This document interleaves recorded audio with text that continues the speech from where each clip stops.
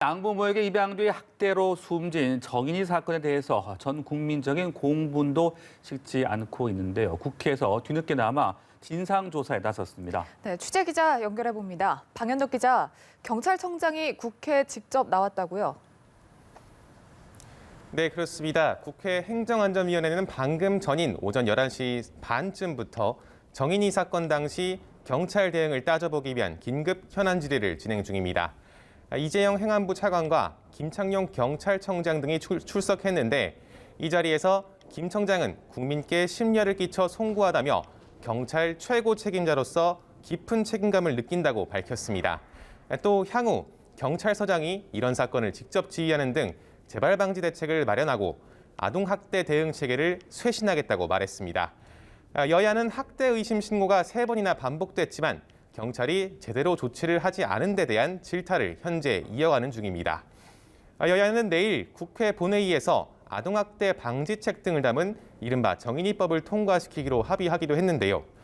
민주당에선 어제 이낙연 대표가 한 아동보호기관을 찾아 대책 마련을 약속했고 민주당 여가위원들은 오늘 오전 경기도 양평군에 마련된 정인이 묘지를 찾아 추모도 했습니다. 국민의힘에서도 김종인 비대위원장 등이 오후 아동학대 근절 대책 마련을 위한 회의를 열기로 예정돼 있습니다. 다만 정치권의 이러한 행보가 너무 늦은 것 아닌지, 또 여론에 편승하기 위해 목소리만 높이는 게 아닌지 이런 지적 역시 나오고 있습니다. 네, 코로나19 유행이 계속되면서 4차 재난지원급 지급 주장이 정부 여당에서 나오고 있습니다. 특히 이번에는 선별적인 지급이 아니라 모든 국민들에게 지급하자는 목소리가 큰 것 같은데요. 관련 여론조사 결과가 나왔다고요? 네, 그렇습니다. 오늘 발표된 리얼미터 조사를 보면 4차 재난지원금에 대해 10명 중 7명 꼴인 68.1%가 전 국민 지급에 공감한다. 또 30.0%가 공감하지 않는다고 답했습니다.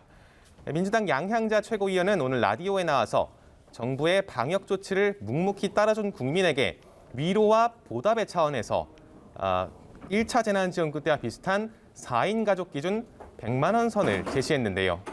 당장 야권에서는 4월 서울시장, 부산시장 보궐선거를 금권 선거로 만들기 위한 매표행위 아니냐 이렇게 반발하고 있습니다. 전 국민에게 1억 원씩 뿌리겠다는 국가혁명 배당금당 허경영 대표와 뭐가 다르냐 이런 반응도 나왔습니다. 다만 재난지원금이 결국 표심에 상당한 변수가 될 수 있을 만큼 국민의힘 내에서도 고심이 적지 않은 것으로 전해졌습니다. 네, 그리고 방금 전 국민의힘 소속 오세훈 전 서울시장이 이번 4월 서울시장 보궐선거에 조건부 출마 선언을 했습니다. 이 소식도 전해주시죠. 네, 방금 전 오세훈 전 시장이 국회에서 기자회견을 열고 말씀하신 대로 조건부 출마 선언을 했습니다.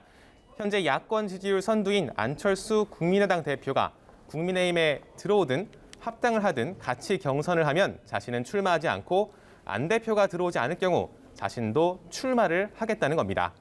오 전 시장은 그러면서 국민의힘 당내 경선 후보 등록일인 17일까지 기다리겠다고 말했습니다. 이게 어제 안철수 대표와 김종인 비대위원장이 신년 인사차 회동한 사실이 알려진 가운데 나온 것이라 어떻게 진행될지 주목됩니다. 민주당도 오늘 재보선 기획단 회의를 열고 경선 룰과 일정을 확정할 예정인데요. 경선 룰의 경우 권리당원 투표 50%, 시민 여론조사 50%의 기존 룰이 유지될 가능성이 큰 것으로 전해졌습니다. 지금까지 국회에서 전해드렸습니다.